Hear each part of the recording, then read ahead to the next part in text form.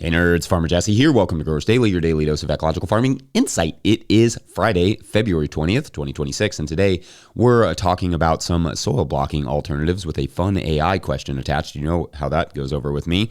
Saving the soil for the future, and it is Feedback Friday, so let's do it.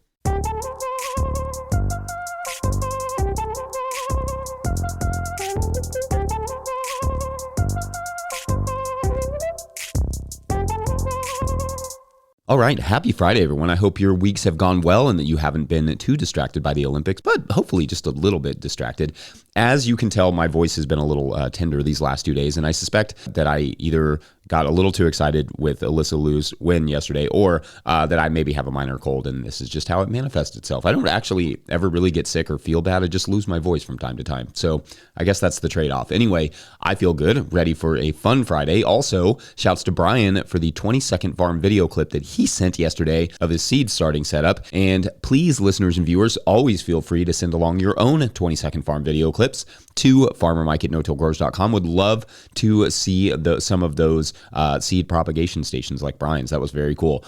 Anyway, let's not dally because it is Friday, which means Feedback Friday, where we explore what you all were saying about this week's topics.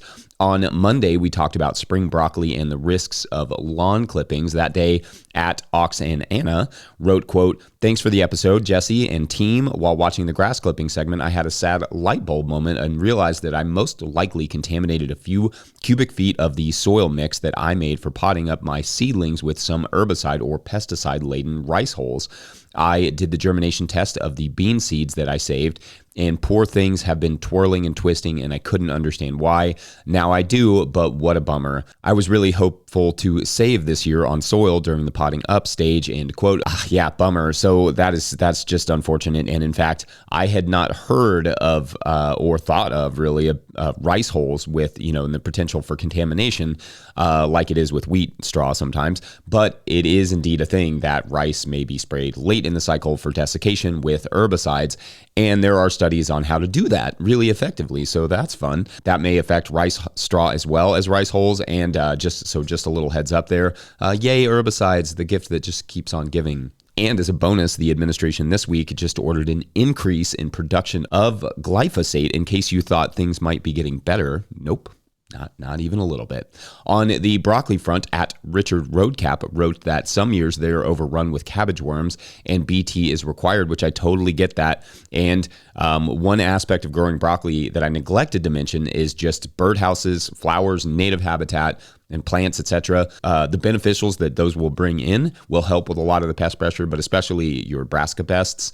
My favorite is the wasp. They will devour some cabbage worms for sure. That is one of my favorite things to watch happen every year. It's like sometimes I just feel like I grow broccoli and brassicas just to watch the wasps go to town on the cabbage worms. I should get other hobbies maybe.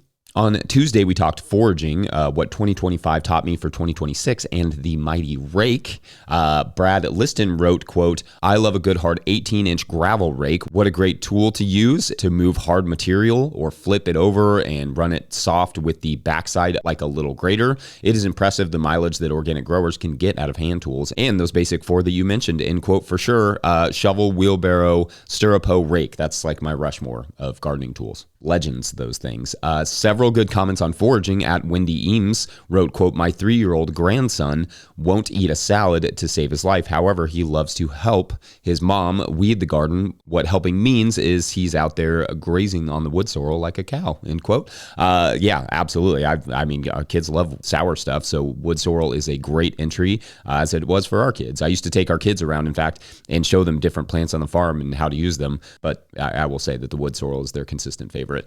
On Wednesday, we had the great Mikey and Kaz back on to chat about what goes into deciding which crops that they grow on their farm and which crops not to. At Brad Liston, and 2 shouts for Brad this week, quote, "This end of video chat about raising up the floor and non-negotiables. I like that conversation about being proud of what you do, raising those expectations for yourself in many ways, not just for growing. Awesome, good stuff," end quote. And yeah, I couldn't agree more. I love how Mikey and Kaz are saying we are professionals and this is a professional business, and we want everyone here to feel that sense of propriety. And here, that's great. Farming so often doesn't really feel that way or get that sort of recognition as like a really professional industry, but it absolutely is, and it absolutely should be.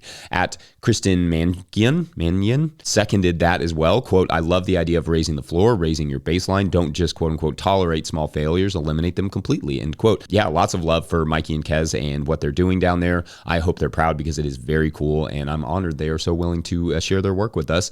Then on Thursday, we talked about nitrogen and no-till, keeping basil looking fresh, software, and the unfortunate passing of Dr. Elaine Ingham.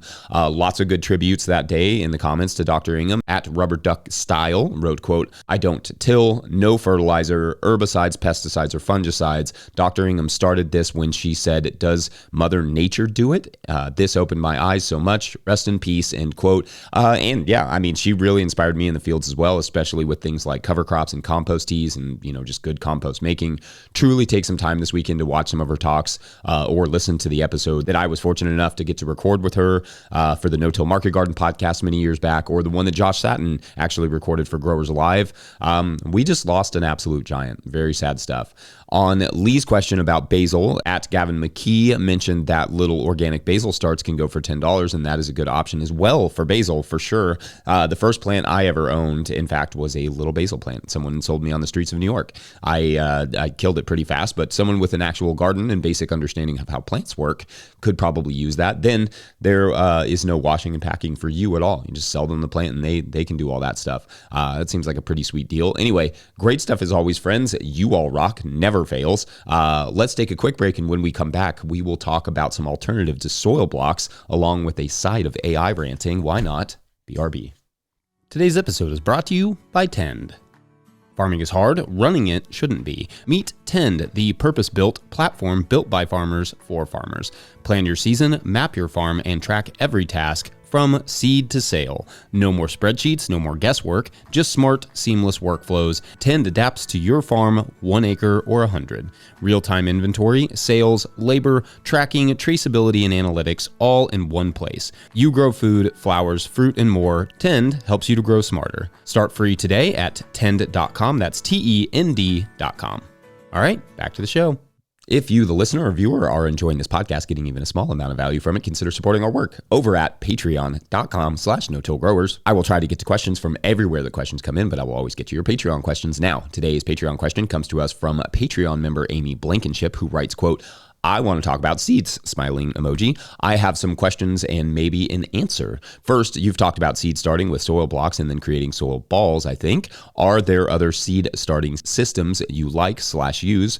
For the soil balls, which crops need it and when do you do it?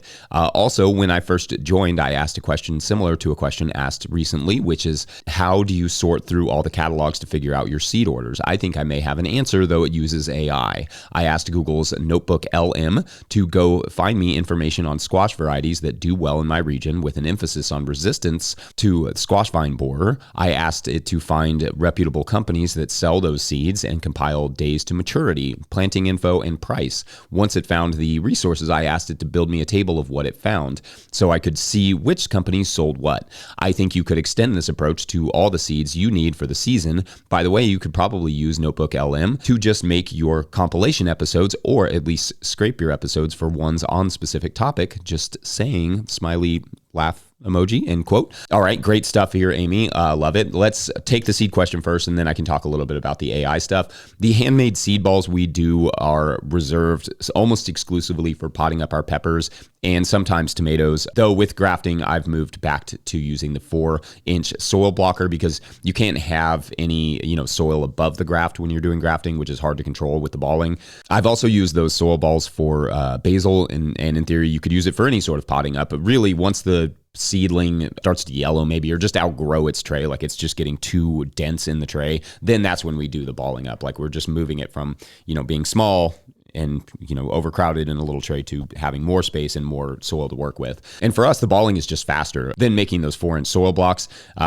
But I don't start seeds within those soil balls. Like that's almost exclusively used for potting up. Of course, you could do that on a small scale. And also shouts to the Fukuoka seed balls, which are seeds rolled into clay balls so the crows wouldn't eat them or don't eat them. And then they're broadcast in a field. A very clever idea. For alternatives in terms of seed starting, we will sometimes use wind strip trays, though I find that keeping them moist can be a bit of a challenge, as the slits on the side that help with air pruning also help with just, air, so they dry out really quickly. So they do require bottom watering to consistently keep them moist. Obviously, soil blocks have been in existence long before soil blockers came along, and in places like the Chinampas, where soil blocks are built out of drudged up soil from the lake, the blocks are then kind of cut out of the mud and then seeded, and then you grow your little transplants that way. Very cool and ancient technique, and maybe there is a way, a clever enough grower could come up with to do that sort of thing for their scale for seed starting. Now, to your AI stuff, in the first example where you have a chat bot, kind of gather all the information about the squash, etc., assuming all the information compiled for you is correct, squash that does well in your region, for instance, does raise my eyebrows a little bit, because I would be interested to read the citations there, as there are almost no regional side-by-side studies to, even gather that sort of information from that I'm aware of. But anyway, and I mean this respectfully to you and anyone who uses this technology, but what you've really described here is a seed rep. We all have one for every major company, or you can just email the company if they aren't big enough to have seed reps, and someone will get back to you about it. But they will send you a list, and an accurate one, of what they offer that makes sense for your region with the prices. It's kind of literally their job. Would it take more work to kind of communicate with them? Sure, a little bit, but you might also get more accurate information from people who have actually, seen the crops growing, probably on a farm in your region. And then you could compile a pretty simple spreadsheet from that and get, like I said, more accurate information. Moreover, sure, maybe a rep wants you to buy something, like there is an incentive there, but seed reps aren't sycophantic in the way AI models tend to be. The ones I know don't work on commissions and want you to be successful so that you will continue to buy from their company. They're not going to sell you something just based on what they think you'll like. So for me, that's like a more valuable resource, and one that we don't want to eliminate, and one we don't want to make obsolete, because they literally go to the farms and see the crops growing and talk to the growers about what they feel about this or that crop. So I think that's an incredibly valuable resource. The other thing you described with Notebook LM about compiling the episodes or whatever is kind of literally Mike's job. I mean, if he thought it was a tool that he wanted to use and could help him, I'd hear him out, but I'm not replacing jobs with tech. I'd rather just be less efficient. We need people with skill sets like these. We need them to have the practice. It's really great to have somebody who knows this show inside and out and kind of has the knowledge of what I've produced so far, like Mike does. Now, to be clear, the AI that most concerns me, the one that I'd mostly complain about, is the generative AI for its power usage and just breathless plagiarism. But the AI that just takes people's jobs like this is kind of the other, especially those jobs in and around agriculture. If I'm allowed an old man moment here, I have farmed for going on 17 years now without any of these tools, and the only reason I have the knowledge that I do is because I have done the work, and the work it took to learn what I know as something I can pass on to others. These AI tools don't help people long term. They weaken the knowledge base by eliminating the number of people who have actually done the work or seen the crop in action or edited the videos, etc. I recognize the losing battle that I'm in with this technology, but it's really important to just be cautious about the long-term implications of using it and promoting it.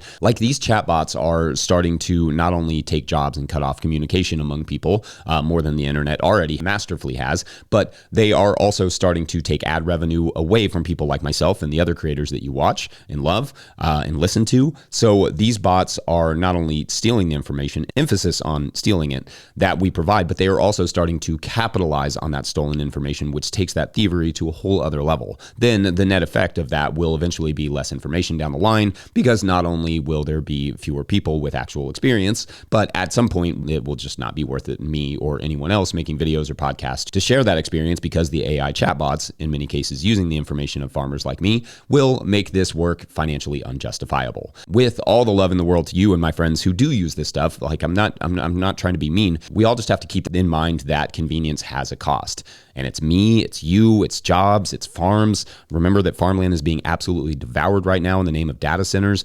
It's water, it's energy, and to me, it's just not worth it. But everyone has to decide that for themselves. And who knows, maybe my thoughts on this will change as energy efficiency gets substantially better and more long-term jobs are created, which I have my doubts about, but I guess it could happen. And the plagiarism ends and the creators of that information are fairly compensated, LOL. But for now, that's where I stand. Anyway, love the question though. I love the challenges. I like having this discourse. We're going to take a quick break though. And when we come back, we will talk something maybe more hopeful, like soil. What's more hopeful than that?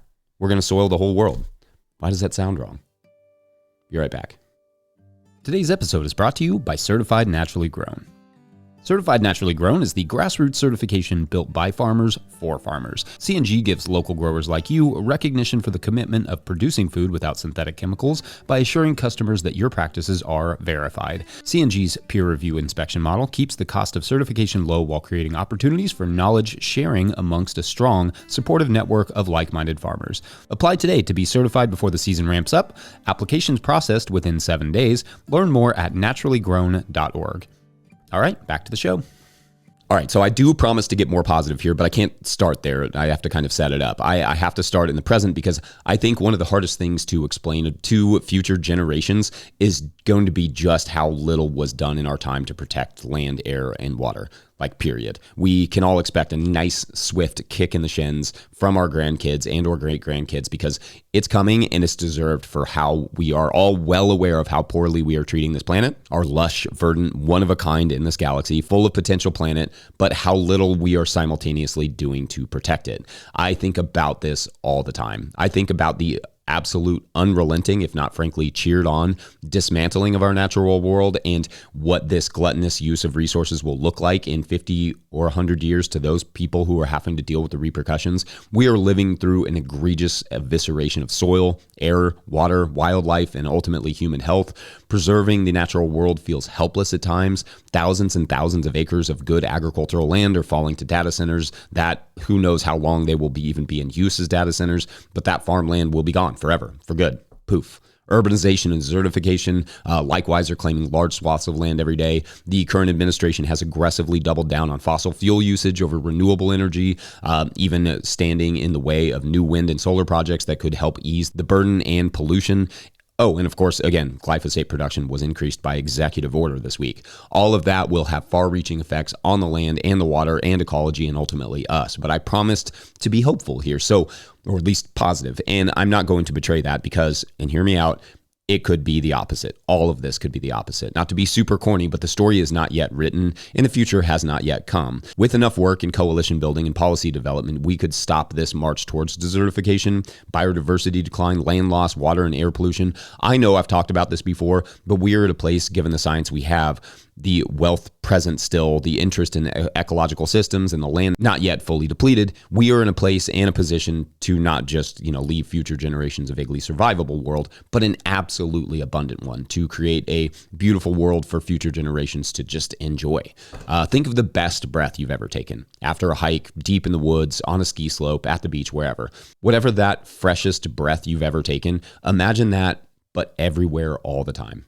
And that is achievable. And the reason that does not feel far-fetched is because the number of people who would be on board for this grows by the day. Regenerative farmers, obviously, who are seeing land prices soar and land access disappear and contamination from outside sources. Hunters who want to see forests rich with wild game again and to the point that they could hunt things maybe they haven't seen in years. People who fish and have, struggled to find waterways as alive and rewarding as they once were. People who live in rural communities who are seeing farms they grew up on now covered in large white buildings for data centers or cookie cutter neighborhoods or chicken houses or whatever. Health nerds, moms with microplastics embedded in their placentas, ecologists who would be willing and able to take on big projects, bikers, hikers, entomologists, biologists, and basically anyone who drinks water or breathes air, which covers a lot of folks, it turns out.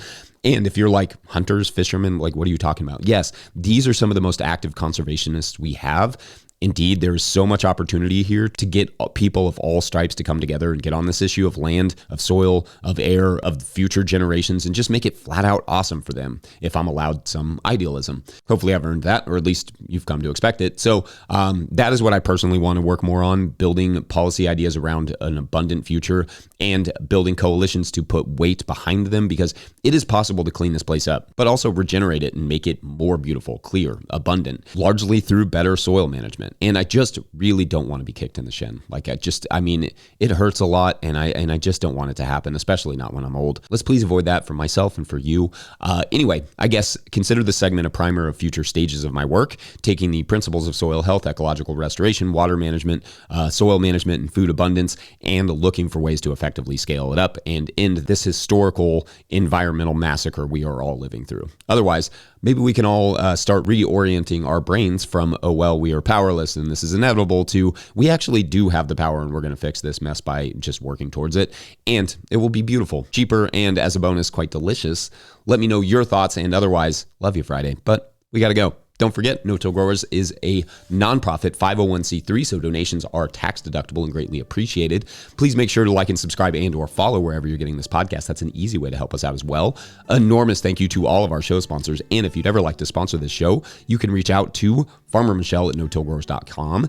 Huge shouts to Willie Breeding for the theme music, Mike Hilbert for the production help and editing, and also my wife Hannah for absolutely everything in the world. Also, shouts to Epidemic Sound for the background music that you can hear.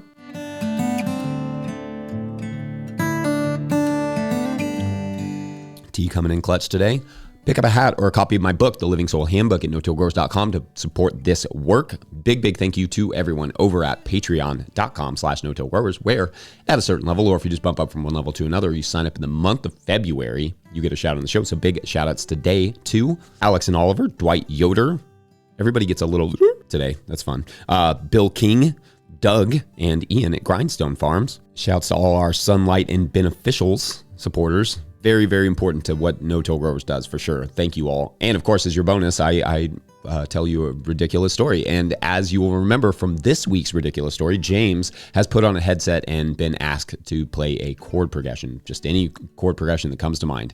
As he does, a song sort of starts to play and write itself, like right in his little goggle set. The rest of the band begins to join in live as the music is written. He can see lyrics, even chord progressions. In fact, it's one of his own songs, one he's never really played for anyone, right there in front of him and in his ears. He stops abruptly and kind of just takes the headset off and is like, what is this? Well, they explain it's your song. The machine sort of helps people write their songs and then, brings it out of them, and then it tweaks it and completes it with you. It's just working with your brain and your imagination and your ideas. And so James puts the headset back on, and they spend the next hour or so just knocking out songs, some of which were just melodies in his head without lyrics or anything else. And now they have full-blown songs and choruses and all the things. In one day, they have 8 full songs complete with all the musical parts, lyrics, and a recording.